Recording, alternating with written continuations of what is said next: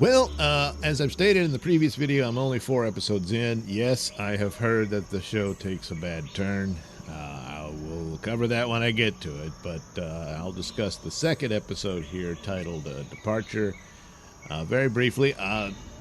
Similar to the first one, it was good. And it's a kind of intriguing narrative going for it, and this family drama in the world of Godzilla and all his monstrous pals.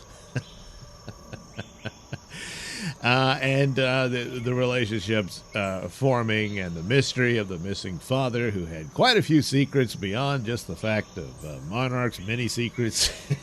And of course, all done in the service of people to protect, and yet end up hurting them anyway. Yeah, well, that is the nature of soap opera, but soap opera can go a long way in your fantastic tales. Comic books and superheroes did this for decades, and the same is true for science fiction and whatnot, and in this case, the story of giant monsters, or kaiju, as the term may be. So, an interesting back and forth over time, where, of course, you will have Kurt Russell playing the older version of the same character, where his son plays the younger one.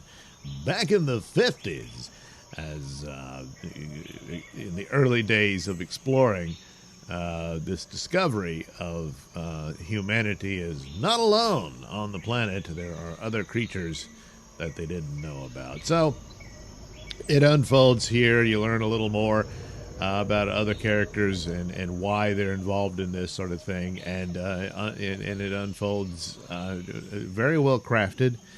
A lot of work looks to have been put into this, which is, with every show out today, when is it gonna screw up? And I've heard from friends say, yeah, it does, and so I'll face it when I do.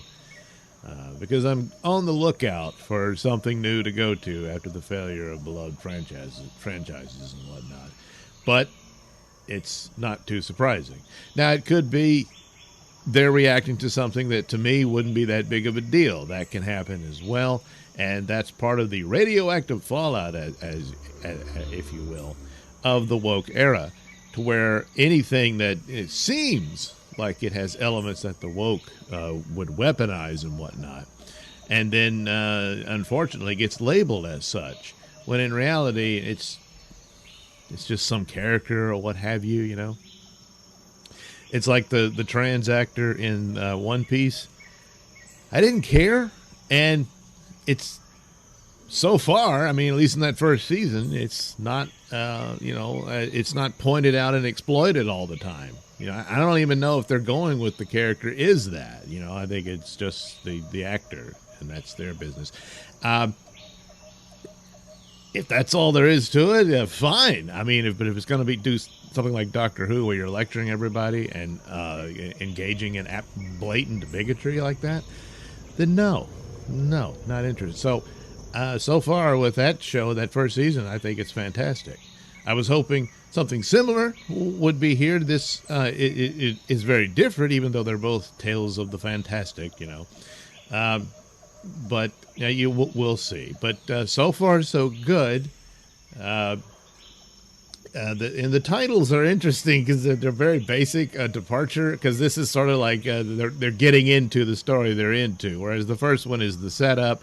It's it presents itself for what it is, the spinoff of these films, and of course it's called Aftermath, and dealing with what happened in San Francisco with Godzilla and all that in 2015. And so that's all well and good, and now you're into it here, where we learn about these connections over all these decades, which again is back to a family story and the discovery and exploration of these monsters. And eventually the monsters will have to take a bigger part, I would think, instead of just saving it for the movies. Which and one of the things is, it's an obvious approach that something like this, where Marvel has done this and it has failed for the most part, in my opinion. But the idea of having a spin-off series from your movie franchise, and that does the series just become an ongoing commercial for the movie, and it is that, but it has to have its own entity unto itself for its narrative and whatnot. And so far, seems to be the case. So it will be interesting as they go forward for a later season, when its reaction to what one of the movies did or something like that. So anyway, as far as the story and the mystery that they've established here, 2 episodes in, it's pretty good. So as it stands, once I go beyond the 4th episode, well, I'll tell you what I think. And I'm going to keep watching it unless it's so bad that I just like, all right, I'm done. Then no. But, I'll give my assessment. But the first 2 episodes, gotta say, pretty damn good, which goes a long way, especially in the current era.